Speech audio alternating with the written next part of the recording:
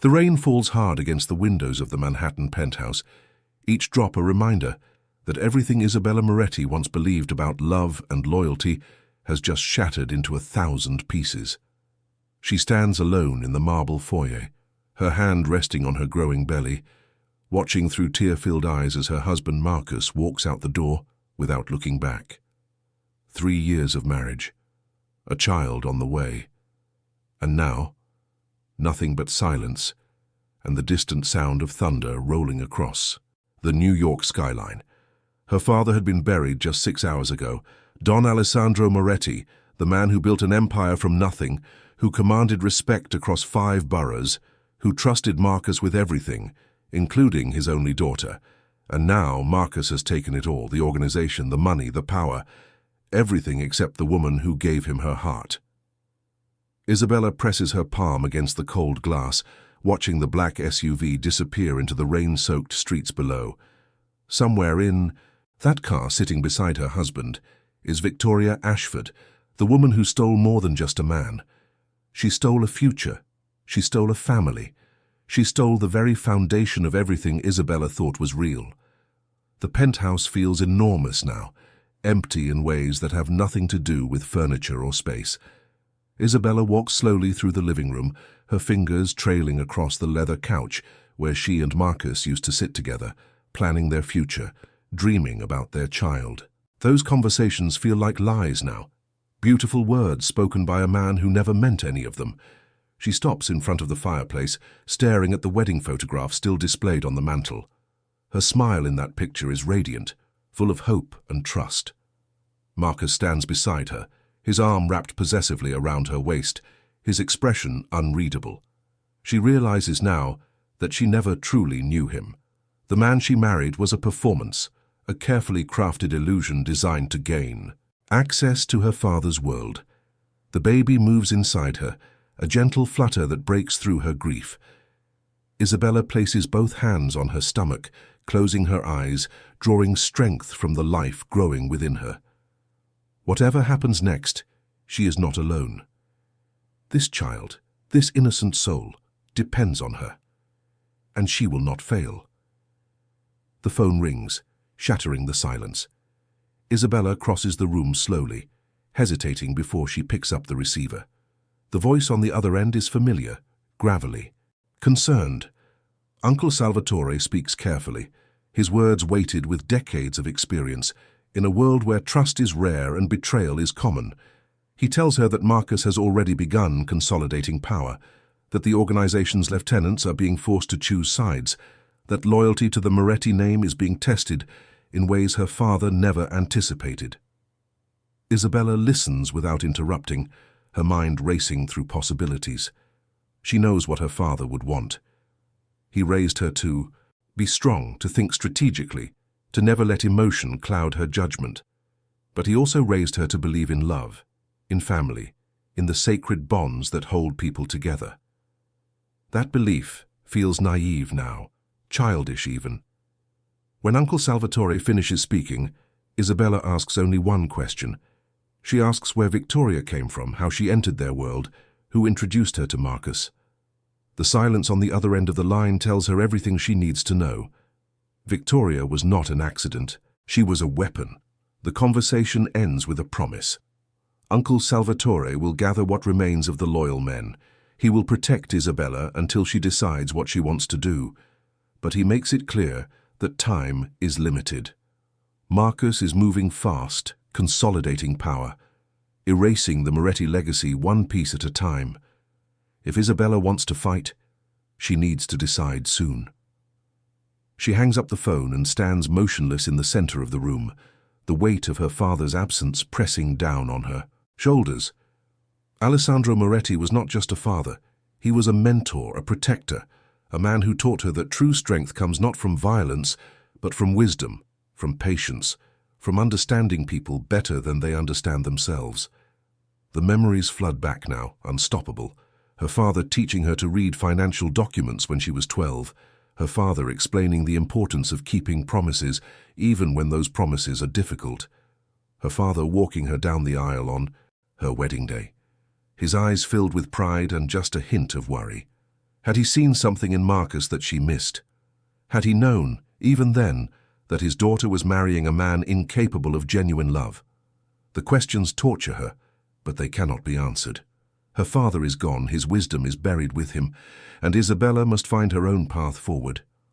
She walks to the window again, watching the rain continue to fall. The city below is alive with movement, thousands of people pursuing their own dreams and struggles, unaware that somewhere above them, a woman is learning what it means to be truly alone. But loneliness, Isabella realizes, is also a kind of freedom.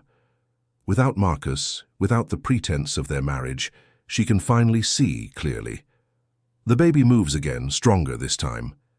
Isabella smiles despite her pain, feeling a connection that transcends everything else. This child will know the truth about his grandfather.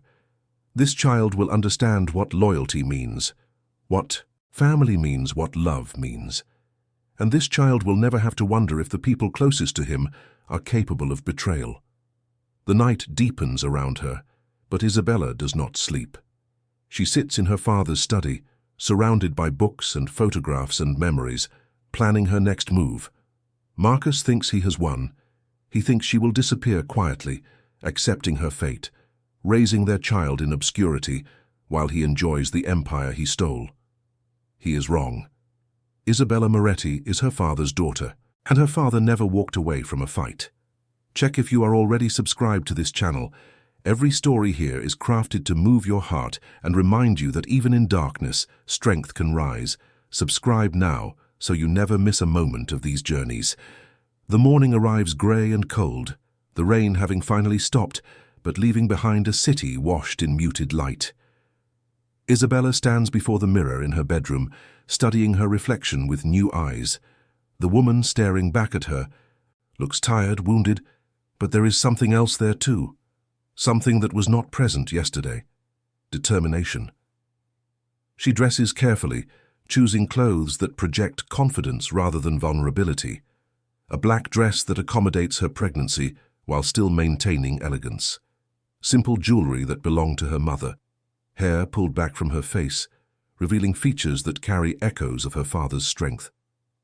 Uncle Salvatore arrives at noon, accompanied by two men Isabella recognizes from her childhood. They were her father's most trusted guards, men who served the Moretti family for decades. Their presence is a reminder that loyalty still exists, that not everyone has abandoned her father's legacy. The meeting takes place in the study, the same room where Isabella spent the night planning. Uncle Salvatore presents the situation with brutal honesty. Marcus has already met with the organization's key figures, promising them prosperity and protection in exchange for their allegiance. Most have agreed, either out of fear or greed. A few remain uncertain, waiting to see how events unfold. Isabella asks about the business itself, the legitimate enterprises that her father built alongside his other activities. Uncle Salvatore explains that Marcus has already begun transferring assets, moving money through accounts designed to erase the Moretti name from everything it touches. Within weeks, there will be nothing left to claim. But there is hope. Uncle Salvatore reveals that her father anticipated betrayal, not specifically from Marcus, but from anyone who might seek to exploit vulnerability. He created safeguards, hidden resources, documentation that proves ownership of key assets. The problem is access. These safeguards are protected by codes and procedures that only Alessandro knew. Isabella thinks about her father's habits, his love of puzzles and hidden meanings. She remembers birthday cards with cryptic messages, conversations that seemed casual, but contained layers of significance. Perhaps the answers are already in front of her, waiting to be discovered.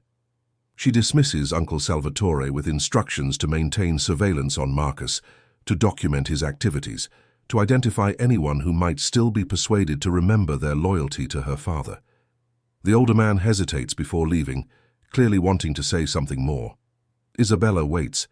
Uncle Salvatore tells her that she has her father's eyes, not just the color, but the intensity behind them. He says that Alessandro would be proud of how she is handling this situation, proud that his daughter refuses to be a victim. The words bring tears that Isabella does not allow to fall. After they leave, she returns to the study, beginning a systematic search of her father's belongings. Every drawer is examined, every book opened, every photograph studied for hidden messages. Hours pass without discovery, but Isabella refuses to become discouraged. Her father was patient. She must be patient too. The breakthrough comes unexpectedly. A leather-bound journal, unremarkable in appearance, tucked behind larger volumes on a shelf she almost overlooked. The pages are filled with her father's handwriting, dense paragraphs interrupted by numbers and symbols that seem random at first glance. Isabella carries the journal to the desk, studying each page carefully. The entries span years, beginning shortly after her marriage to Marcus. Her father was documenting observations, concerns, patterns of behavior that troubled him. He never accused Marcus directly, never made explicit statements of distrust. But the questions between the lines are unmistakable. One entry catches her attention. Her father describes a conversation with Marcus about business expansion, a proposal that seemed reasonable on the surface, but contained assumptions that revealed ambition beyond what was offered. Alessandro noted the moment with a single phrase that sends chills down Isabella's spine. He wrote that masks eventually slip, and that patience reveals truth. The journal contains more than observations. Scattered throughout are references to locations, names, account numbers partially obscured by code. Isabella realizes that her father created a map, a guide to the resources he protected. But the map requires a key, something personal, something only family would understand. She thinks about her childhood, about traditions and rituals that defined their relationship. Sunday. Dinners where conversation flowed freely. Summer visits to the family estate in Connecticut, her father's habit of giving her books with passages underlined, lessons disguised as gifts. The books. Isabella returns to the shelves, pulling volumes that her father gave her over the years. She opens each one, searching for the underlined passages, writing them down in sequence. The phrases seem disconnected at first, random sentences from different stories. But as she arranges them, a pattern emerges. Her father created a cipher, using the books as keys to decode the journal entries. The realization fills her with awe and grief simultaneously. Even in anticipating danger, Alessandro found ways to connect with his daughter, to ensure that his legacy would survive through her. The decoding process takes most of the night. Isabella works methodically, matching phrases to symbols, translating her father's hidden language into actionable information. By dawn, she has a list of accounts, locations and names. She has the map to everything Marcus is trying to steal. But information alone is not enough. She needs allies, people with the skills and resources to help her act on what she has discovered. Uncle Salvatore is loyal, but limited in his capabilities. The men who remain faithful are soldiers, not strategists. Isabella needs someone who understands how to navigate both the legitimate world and the shadows that surround it. A name surfaces in her mind, someone her father, mentioned occasionally with respect. Daniel Chen, an attorney who specializes in complex asset recovery, known for his discretion and his willingness to take on powerful opponents. Her father once said that Daniel was one of the few honest men in a profession designed to obscure truth. Isabella finds Daniel's contact information in her father's address book, handwritten in careful script. She hesitates before making the call, aware that reaching out means committing to action, abandoning any possibility of quiet acceptance. But quiet acceptance was never really an option, not for Alessandro Moretti's daughter. The phone rings 3 times before a calm voice answers.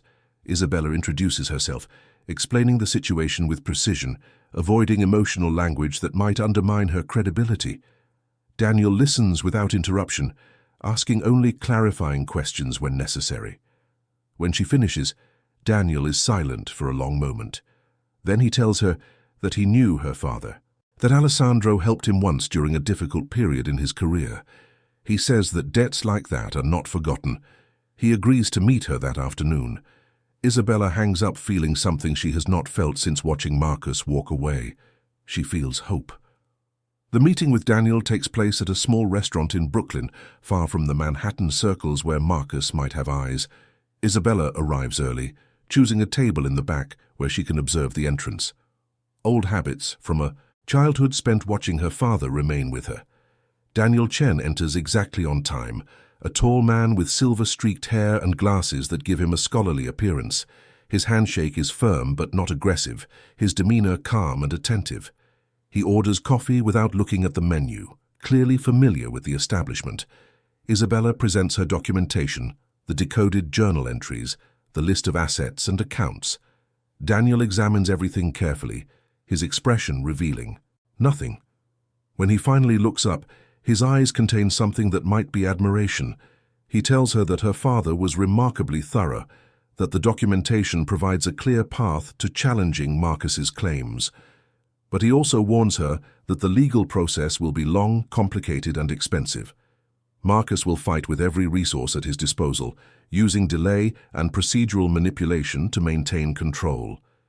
Isabella asks about alternatives, ways to accelerate the process, or apply pressure from multiple directions. Daniel considers her question seriously, recognizing that she is not looking for easy answers, but strategic options.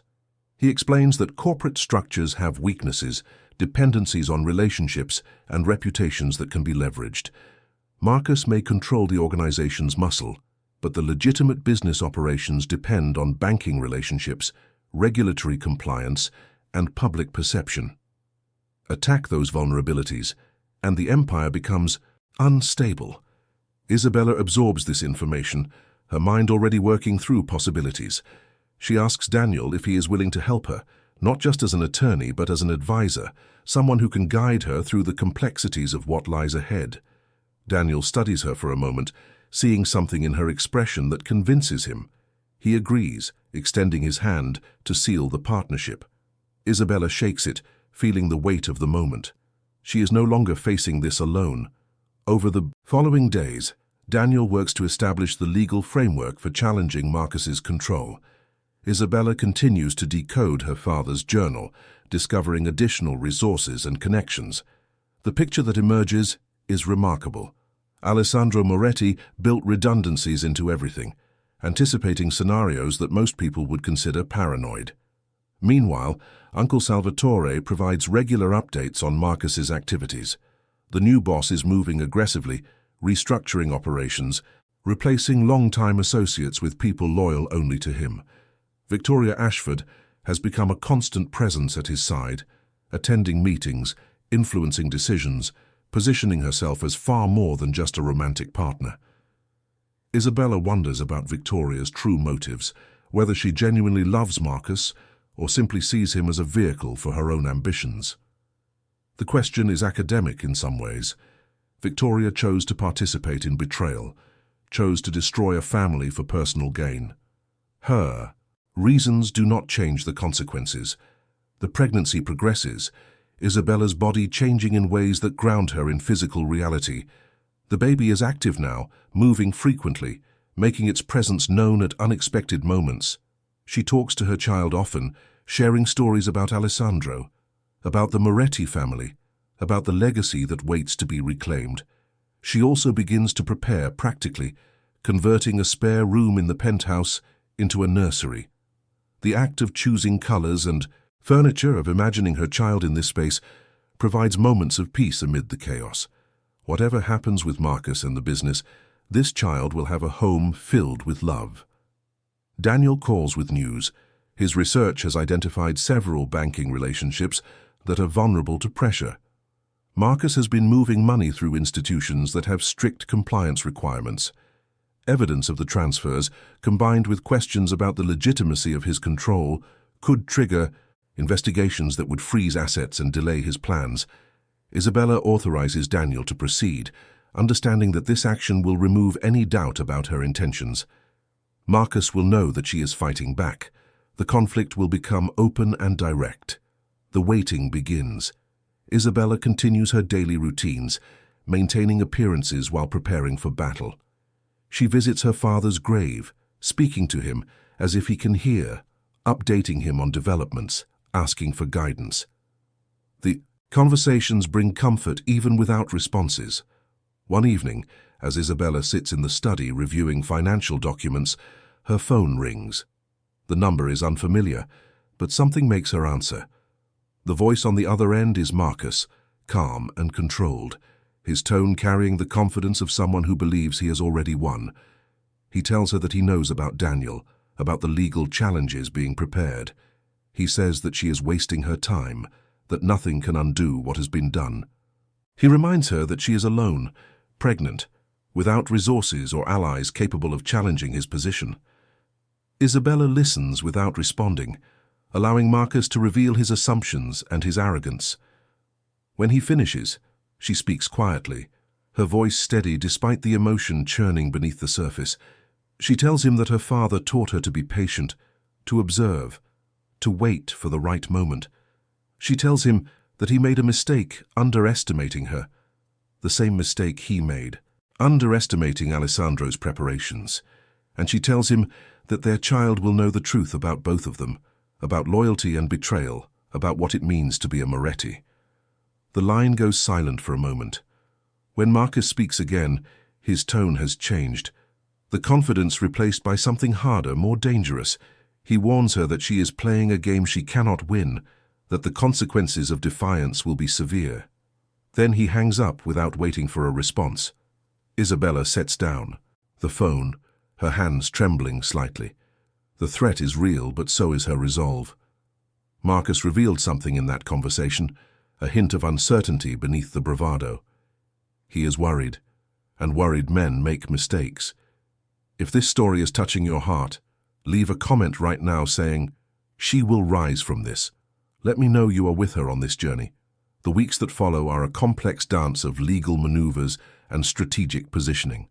Daniel files the first challenges, documenting Isabella's claims to assets that Marcus has attempted to transfer. The banking institutions respond with the caution Daniel predicted, freezing certain accounts pending investigation. Marcus retaliates through his own attorneys, flooding the process with motions and counterclaims designed to overwhelm and delay. But Daniel anticipated this strategy. He assembled a team of associates, young lawyers eager to prove themselves, who handle the paperwork, while Daniel focuses on the larger strategic picture. Isabella participates in every significant decision, learning the intricacies of corporate law, understanding how power operates within legal frameworks. Uncle Salvatore reports that Marcus is becoming increasingly erratic, his behavior marked by sudden outbursts and impulsive decisions. The pressure is affecting him, eroding the careful control that characterized his early moves. Some of the lieutenants who initially supported him are beginning to have doubts. Isabella sees an opportunity. She asks Uncle Salvatore to arrange quiet conversations with anyone who might be reconsidering their allegiance. Not to recruit them actively, but to remind them of the Moretti legacy, of the principles her father represented, of the loyalty that was once the foundation of everything. The conversations yield results. Several key figures express willingness to remain neutral, to wait and see how events unfold before committing fully to either side. In a world where absolute power depends on unanimous support, neutrality is a form of resistance. Victoria Ashford emerges as an increasingly significant factor. Uncle Salvatore's surveillance reveals that she is not simply Marcus's companion, but an active participant in his operations. She attends meetings that would traditionally exclude women, voices opinions that carry weight, makes decisions that affect the entire organization. Isabella studies Victoria with growing fascination.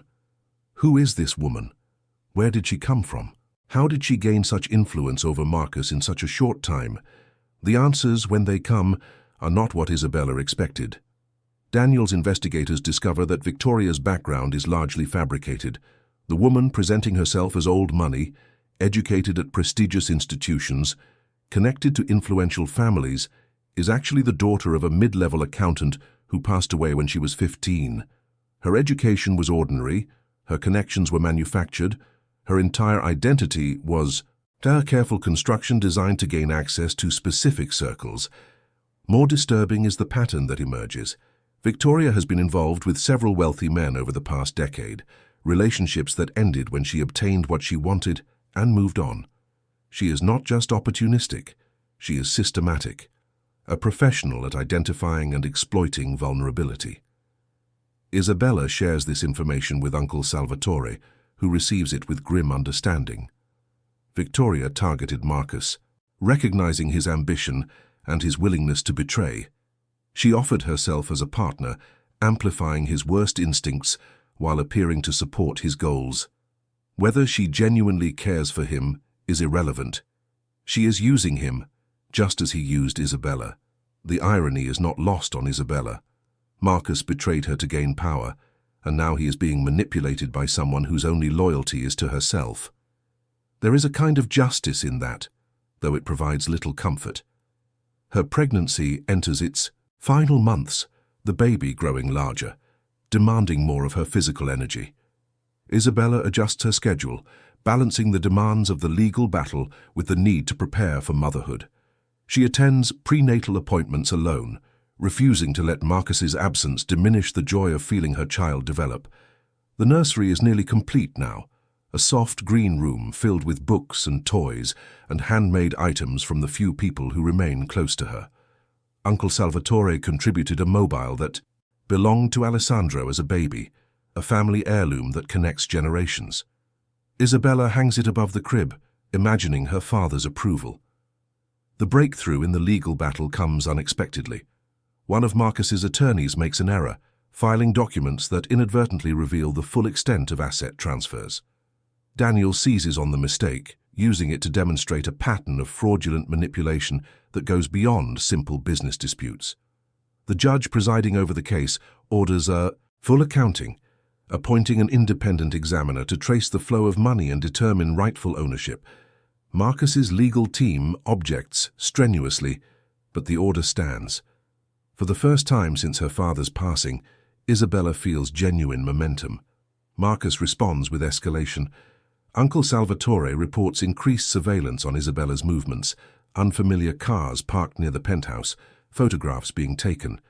The intimidation is obvious but deniable, designed to frighten without. Providing evidence of direct threats, Isabella refuses to be intimidated.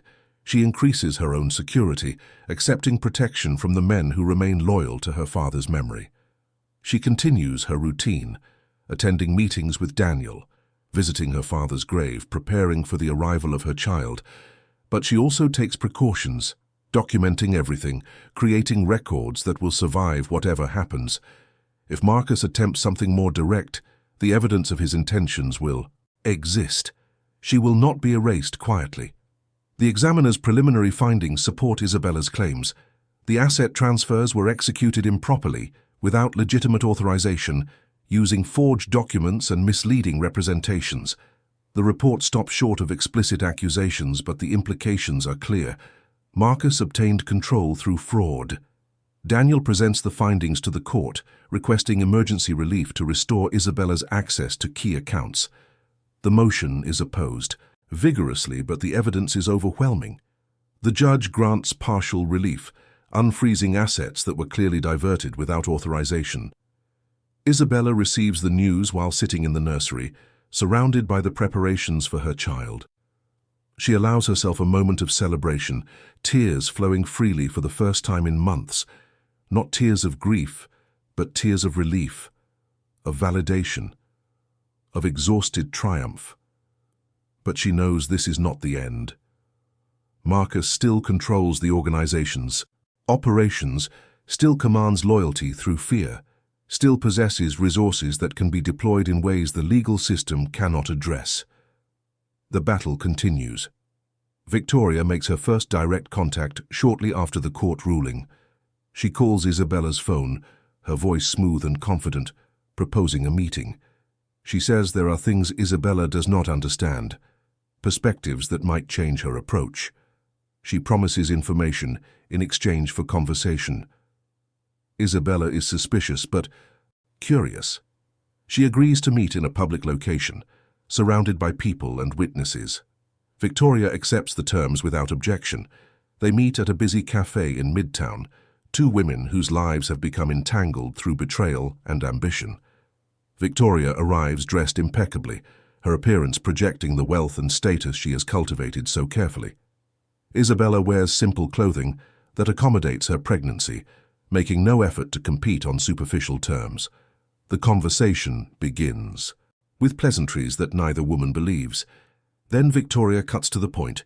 She tells Isabella that Marcus is not what he seems, that his ambition extends beyond the Moretti organization, that he is involved in activities that Alessandro deliberately avoided. She implies knowledge of dangers that Isabella has not anticipated. Isabella asks why Victoria is sharing this information, what she hopes to gain. Victoria's response is surprisingly honest. She says that Marcus is becoming unstable, that the pressure of the legal battle and the erosion of support have pushed him toward increasingly reckless decisions. She is concerned about her own safety, her own future. The confession reveals Victoria's essential nature. She is not motivated by conscience or regret. She is simply calculating new possibilities, seeking advantages wherever they can be found. Isabella recognizes the type because she has spent months learning to understand strategic thinking. She offers Victoria nothing in return for the information, making no promises, creating no obligations. Whatever Victoria shared will be verified independently. Trust is not given freely, especially to those who have demonstrated its absence. The meeting ends with both women unchanged in their fundamental positions, but Isabella leaves with something valuable, confirmation that Marcus's situation is deteriorating, that even those closest to him are beginning to question his leadership. The baby arrives 3 weeks later, during a snowstorm that blankets Manhattan in white silence. Isabella's labor is difficult but uncomplicated, supported by medical staff and by Uncle Salvatore waiting anxiously in the hallway. The child emerges healthy, a boy with dark eyes that remind her immediately of her father. She names him Alessandro, continuing the family tradition, honoring the man who gave her everything she needed to survive. Holding her son for the first time, Isabella feels something shift inside her, a deepening of purpose that transforms everything else into background noise. This child will know his grandfather's legacy. This child will understand what it means to be a Moretti. This child will never doubt that he is loved unconditionally. The news of the birth reaches Marcus within hours. Uncle Salvatore reports that he received the information with visible emotion, though whether that emotion was genuine feeling or wounded pride remains unclear. He makes no attempt to contact Isabella, no effort to see his son. Isabella is relieved by his absence. The legal issues surrounding custody and parental rights will be complicated, but for now, she has her child to herself.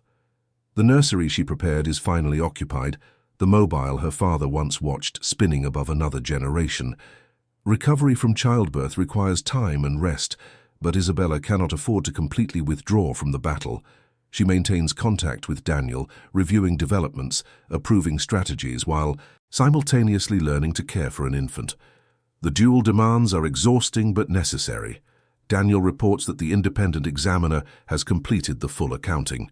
The findings are devastating to Marcus's position, documenting systematic fraud across multiple transactions. The court is considering sanctions, including potential referral for criminal investigation. Marcus responds with desperation. He attempts to negotiate directly with Isabella, sending intermediaries with offers of settlement that would provide her with financial security in exchange for abandoning her claims. The offers are substantial, designed to tempt someone focused on immediate comfort rather than long-term justice. Isabella refuses every approach. Her goals have evolved beyond simple recovery of assets. She wants restoration of her father's legacy, vindication of his memory, and protection of her son's inheritance. These things cannot be purchased or compromised. The criminal referral proceeds, generating media attention that damages Marcus's relationships with legitimate business partners. Banks that maintained accounts begin terminating relationships. Regulatory agencies initiate inquiries. The empire Alessandro built is being preserved, but Marcus's additions are crumbling. Victoria disappears from public view, her social media accounts deleted, her apartment vacated. Uncle Salvatore's investigators track her to Miami, then lose the trail entirely. She has apparently decided that Marcus is no longer a useful partner. The abandonment affects Marcus visibly. Uncle Salvatore describes a man increasingly isolated, surrounded only by those whose loyalty is purchased rather than given. The lieutenants who remained neutral begin shifting toward Isabella, recognizing that the tide has turned decisively. Isabella receives them carefully, one by one, listening to explanations and apologies, assessing sincerity, rebuilding relationships that her father cultivated over decades. She does not offer immediate forgiveness. Trust must be earned through demonstrated loyalty, not simply promised. Baby Alessandro grows stronger each day, his personality beginning to emerge. He is calm and observant, studying faces with intensity that suggests inherited wisdom. Isabella reads to him constantly, surrounding him with words and stories, creating the foundation for the education she will provide. The legal process reaches its culmination 6 months after her father's passing. The court issues a comprehensive ruling that restores Isabella's control over the legitimate business operations, strips Marcus of positions he obtained through fraud, and refers multiple matters for criminal prosecution. Marcus is arrested the following morning, charged with financial crimes that could result in significant prison time. The images of his perp walk dominate local news, a spectacular fall for a man who once seemed invincible. Isabella watches the coverage from her father's study, her son, sleeping peacefully in her arms. She feels no triumph, no satisfaction in Marcus's humiliation, only a quiet sense of completion, of promises kept, of justice achieved through patience and determination. Uncle Salvatore arrives to offer congratulations and to discuss the future. The organization needs leadership, direction, stability. Isabella has proven herself capable of providing all three. He asks what she intends to do. She tells him that her father's legitimate businesses will continue, stronger than before, committed to the principles Alessandro established. The other activities, the operations that existed in shadows, will be gradually discontinued or transformed. Her son will inherit a legacy he can be proud of, built on foundations that can withstand any scrutiny. Uncle Salvatore nods slowly, accepting her vision even if it differs from traditional expectations. The world has changed, and survival requires adaptation. Isabella understands this better than anyone. The transition takes months, careful work that respects relationships while implementing new directions. Some people leave, unable to accept the changes. Others embrace the opportunity to build something different. The organization evolves, maintaining its strength while abandoning its compromises. Isabella develops a reputation in business circles as someone intelligent, fair, and formidable. Partners who once dealt exclusively with her father discover that his daughter possesses the same qualities. That made him successful. She negotiates with confidence, honors commitments, and never forgets those who stood by her during the difficult times. Baby Alessandro celebrates his first birthday, surrounded by family and friends, people who have become part of the extended community Isabella is building. Uncle Salvatore gives a toast that brings tears to every eye, honoring the grandfather the child will know only through stories and the mother who fought to preserve his legacy. The penthouse that once felt so empty is now filled with life and laughter. Isabella has transformed it into a genuine home, removing traces of her marriage to Marcus while preserving memories of her father. Photographs of Alessandro Sr. occupy prominent positions, ensuring that his grandson grows up knowing his face. Marcus's criminal trial concludes with conviction on multiple charges. He is sentenced to significant time in federal prison, his appeals exhausted, his resources depleted. Isabella does not attend the sentencing. She has more important matters to address. She visits her father's grave on the anniversary of his passing, bringing flowers and her son. The cemetery is quiet, peaceful, a contrast to the chaos of the year that followed his burial. She speaks to him as always, sharing updates, asking for guidance, expressing gratitude. She tells him that she finally understands what he tried to teach her about strength and patience. She tells him that his grandson is healthy and happy and curious about everything. She tells him that the family legacy is secure, protected by someone who loves it as much as he did. The wind stirs the flowers she placed, and Isabella chooses to believe it is her father's response, a sign that he hears her, that he approves, that he is proud of what she has accomplished. Walking back to her car with Alessandro in her arms, Isabella passes a young woman sitting alone on a bench near the cemetery entrance. The woman looks lost, troubled, struggling, with something she cannot articulate. Isabella hesitates, then approaches, offering a simple question about whether she is okay. The conversation that follows is brief but meaningful. The young woman shares a story of loss and betrayal that echoes Isabella's own experience. Not the same circumstances, but the same emotions, the same fear, the same uncertainty about the future. Isabella shares what she has learned, not as advice, but as experience. She talks about patience and determination, about building slowly when everything seems destroyed, about finding strength in the people who genuinely care. The young woman listens, her expression shifting from despair to something approaching hope. They part with a simple exchange of first names, nothing more. But Isabella drives home feeling that something important has happened. Her suffering has given her wisdom that can help others. Her story has become a resource, not just a wound. The months continue to pass, seasons changing, the city transforming around her. Alessandro learns to walk, then to run, then to express himself in words that surprise her with their clarity. He is curious and kind, qualities that she nurtures carefully. She meets someone, unexpectedly, at a charity event she organized to support children's education. His name is James, a widower with a daughter close to Alessandro's age. Their connection is gradual and genuine, built on shared values and mutual respect rather than passion or calculation. Isabella approaches the relationship cautiously, protective of herself and her son, but James demonstrates patience that earns her trust, kindness that reminds her what healthy partnership looks like. He is not intimidated by her strength, not threatened by her independence. He admires these qualities, supports them, complements them with his own. The children become friends, then something closer to siblings.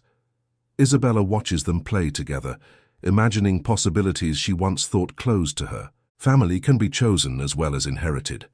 Love can grow from shared commitment as well as romantic intensity. She does not rush toward any particular outcome. The lessons of her experience have taught her the value of allowing things to develop naturally. Whatever happens with James will happen in its own time, shaped by choices made freely rather than needs imposed desperately. Her business continues to expand, legitimate enterprises that provide employment and opportunity for hundreds of people. She establishes foundations in her father's name, supporting education and healthcare in communities that need investment. The Moretti legacy becomes associated with generosity as well as strength. Uncle Salvatore watches these developments with quiet pride, recognizing that Isabella has achieved something her father only dreamed about. The transition from shadow to light is complete. The next generation will build on foundations that can support any future. On a spring morning 2 years after her father's passing, Isabella stands at the window of her office looking out at the city that witnessed her transformation. Manhattan stretches before her, beautiful and complicated, full of stories being written and rewritten by people she will never meet. Her phone buzzes with a message from James, asking about dinner plans. Her assistant knocks to remind her of an upcoming meeting. Alessandro's preschool sends a photograph of him painting, his small face concentrated with artistic seriousness. These are the textures of a life rebuilt, ordinary moments that feel extraordinary because they were not guaranteed. Isabella earned every one of them through choices made in the darkness, through refusal to accept the future someone else tried to impose. She thinks about the young woman at the cemetery, about the conversation they shared. Somewhere in this city, that woman is writing her own story, facing her own challenges, finding her own strength. Isabella hopes she is succeeding. The meeting begins, and Isabella turns her attention to the present. There are decisions to make, opportunities to evaluate, relationships to maintain.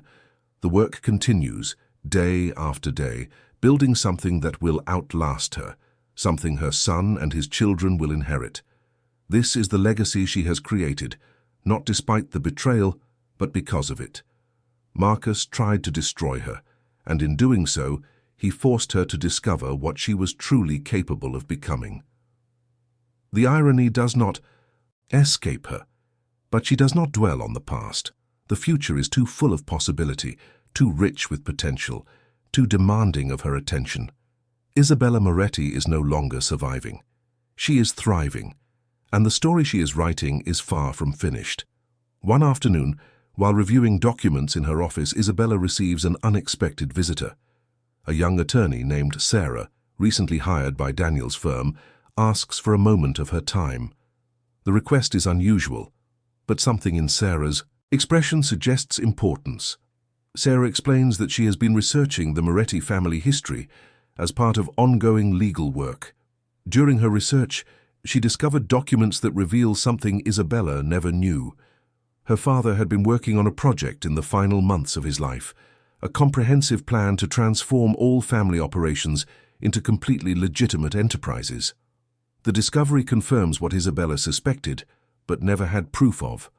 Her father was already planning the transition she has now accomplished.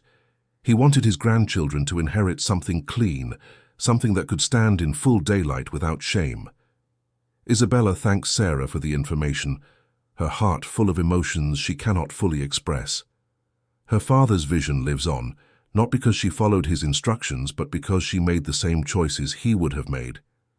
The connection between them transcends his passing.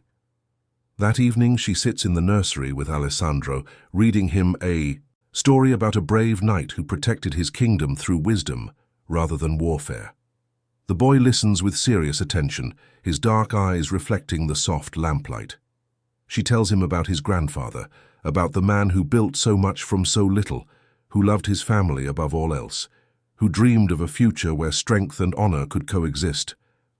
Alessandro may not understand the words yet, but Isabella believes he absorbs their meaning, storing them somewhere deep where they will grow into understanding. The seasons continue their cycle. Summer brings warmth and outdoor adventures with Alessandro. Autumn brings new business opportunities and expanding partnerships. Winter brings quiet evenings with James and the children, building traditions that feel both new and ancient. Isabella learns to accept happiness without waiting for it to be taken away. The vigilance that served her during the battle gradually relaxes into something like peace. She still pays attention, still prepares for possibilities, but the constant fear has faded. She has proven to herself that she can handle whatever comes. James proposes on a spring evening, 2 years after they met. The setting is simple, a walk through Central Park with the children running ahead, cherry blossoms falling like pink snow around them. His words are sincere, his eyes full of the patient love he has demonstrated every day since they met. Isabella says yes without hesitation, not because she needs someone to complete her, but because she wants to share her complete life with someone worthy of it. James has earned her trust through consistency, through kindness, through respect for who she is, rather than who he might want her to be. The wedding is small, held in a garden that reminds Isabella of her childhood home. Uncle Salvatore walks her down the aisle, his eyes suspiciously bright. Alessandro serves as ring-bearer, his expression serious with the weight of responsibility. James's daughter scatters flower petals with joyful abandon. Isabella wears a simple dress, elegant without ostentation. On her wrist is a bracelet that belonged to her mother. In her pocket is a photograph of her father, small enough to be hidden but present enough to be felt. Her family, past and present, surrounds her as she begins this new chapter. The vows they exchange are personal, written together during long conversations about what marriage means to people who have experienced its failure. They promise honesty rather than perfection, effort rather than guarantees, partnership rather than possession. The words feel true because they emerged from genuine understanding. After the ceremony, Isabella takes a moment alone, standing at the edge of the garden, looking up at the sky. She speaks silently to her father, telling him about the day, about her happiness, about the family she is building. She thanks him for everything he taught her, for the strength he cultivated, for the love he demonstrated. A breeze stirs the trees, and Isabella smiles. She will never stop missing him, but the missing has transformed from wound to memory, from absence to presence of a different kind. He lives on in her choices, in her values, in the grandson who carries his name and increasingly his mannerisms. She returns to the celebration, to James and the children and the friends who have become family. The evening unfolds with laughter and dancing and stories shared among people who care about each other. Isabella watches it all with gratitude that still surprises her with its depth. 3 years after her father's passing, Isabella stands in the lobby of a building that bears the Moretti name. Not the old name associated with shadows and whispers, but a new name attached to a charitable foundation that funds education for underprivileged children. The ribbon-cutting ceremony is well attended. Journalists and community leaders and ordinary people who will benefit from the foundation's work. Isabella speaks briefly about her father's legacy, about the importance of investing in potential wherever it exists, about the responsibility that comes with success. After the speeches, a young woman approaches her. It takes Isabella a moment to recognize her as the woman from the cemetery bench, the one who was struggling with her own story of betrayal and loss. But the woman standing before her now looks transformed, her posture confident, her eyes clear. She tells Isabella that their conversation changed her life, that the words about patience and determination gave her the courage to fight for herself, to rebuild what had been destroyed, to believe in possibilities she had almost abandoned. She wanted to say thank you, to let Isabella know that her story had meaning beyond her own experience. Isabella embraces the woman, feeling the full circle of her journey. The pain she endured created wisdom. The wisdom she shared created change.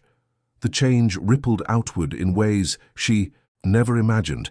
This is legacy too, perhaps the most important kind. That night she sits with James on the terrace of their home, watching the city lights sparkle against the darkness. Alessandro is asleep, dreaming whatever dreams fill the minds of children who know they are safe and loved. James's daughter is with her grandmother for the weekend, but her presence in their family is no less real for her absence. James asks what she is thinking about. Isabella considers the question, searching for words that capture the complexity of her emotions. She tells him about the woman from the cemetery, about the unexpected encounter at the foundation opening, about the strange and beautiful way that suffering can become service. He listens without interrupting, then takes her hand. He tells her that he fell in love with her strength before he understood where it came from. Now that he knows her story, he loves her even more. Not because she suffered, but because she transformed suffering into something meaningful. Isabella leans against him, feeling the steady rhythm of his heartbeat, the warmth of his presence, the security of a partnership built on truth rather than illusion. She has everything she once thought she lost, but in forms she never expected. Marcus is still in prison, his appeals exhausted, his future confined. Isabella does not think about him often, but when she does, she feels neither hatred nor satisfaction. He was a chapter in her story, a painful one, but a chapter that led to everything she has now. Without his betrayal, she might never have discovered her own capabilities. Without his cruelty, she might never have found kindness. This does not excuse what he did, but it contextualizes it, places it within a larger narrative that ultimately belongs to her rather than to him. She won not by defeating him, but by becoming someone he could never diminish. The foundation grows, touching more lives each year. The business thrives, providing opportunities for hundreds of families. Alessandro enters school, bright and curious, making friends easily, showing early signs of the leadership his grandfather possessed. James and Isabella build a life that honors their pasts while creating something entirely new. On the 5th anniversary of her father's passing, Isabella visits his grave alone. The cemetery is quiet, early morning light filtering through the trees, dew still fresh on the grass. She brings flowers as always, but this time she also brings a letter. The letter tells her father everything that has happened, everything she has accomplished, everything she hopes to accomplish still. It tells him about his grandson, about James, about the foundation that carries his name. It tells him that she finally understands why he was so insistent on certain lessons, why he pushed her to be stronger than she thought she could be. She places the letter beneath the flowers, knowing the wind will eventually scatter it, knowing that the words matter more in their writing than in their preservation. Then she sits for a while listening to the birds, feeling the peace of a place dedicated to memory. When she finally rises to leave, she feels lighter than she has in years. The grief that once threatened to consume her has been transformed into something else entirely. It is gratitude now, gratitude for the time she had with her father, for the lessons he taught, for the love that continues to shape her life. Walking back, too. Her car, Isabella passes families visiting their own lost loved ones. She sees the pain in their faces, the struggle she once knew so well. She wants to tell them that it gets better, that the weight becomes bearable, that life finds ways to bloom even in graveyards. But these are things people must discover for themselves. All she can do is live as an example. The drive home takes her through neighborhoods she remembers from childhood, past the restaurant where her father used to take her for special occasions, past the park where she learned to ride a bicycle while he ran alongside. The city is layered with memories, some painful, most precious. She arrives home to find James making breakfast, Alessandro chattering about a dream he had, the morning sunlight filling the kitchen with warmth. This is her life now, ordinary moments that feel like miracles, routine that carries the weight of everything she fought to protect. Isabella joins her family at the table, listening to her son's story about dragons and castles, exchanging smiles with her husband over the boy's head. She thinks about her father, about what he would say if he could see this scene. She knows with absolute certainty that he would approve. This is the legacy he wanted for her. Not power or wealth or influence, though those came too. He wanted her to have love, real love, the kind that sustains rather than diminishes. He wanted her to have family, people who chose each other and continued choosing every day. He wanted her to have peace. She has all of it now and more. She has purpose and partnership and a future bright with possibility.